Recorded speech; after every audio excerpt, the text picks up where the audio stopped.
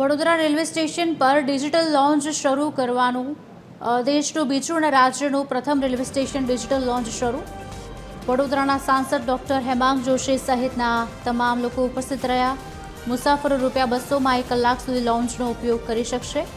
Wifi અને આધુનિક સુવિધાથી સજ્જ છે આ લોન્જ અને જેનું લોકાર્પણ થયું। પ્રાથમિક સુવિધાઓ અને ચા કોફીની પણ સુવિધા લઈ શકાશે।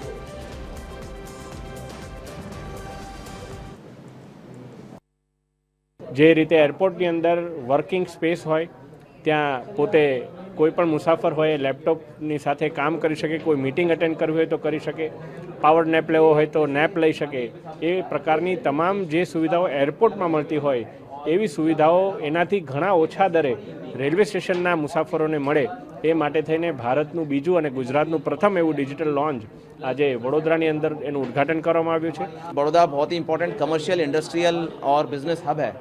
बहुत बड़ी संख्या में प्लस यात्रीगण जो है हमारे एकता नगर की वजह से और बाकी धार्मिक स्थल की वजह से आते हैं, उनके लिए एक फैसिलिटी डेवलप करनी थी कि लोग जब यहाँ आए उतरे स्टेशन पे तो उन्हें अगर कुछ 2 घंटे विश्राम करना, 3 घंटे विश्राम करना है, वो फैसिलिटी मिले।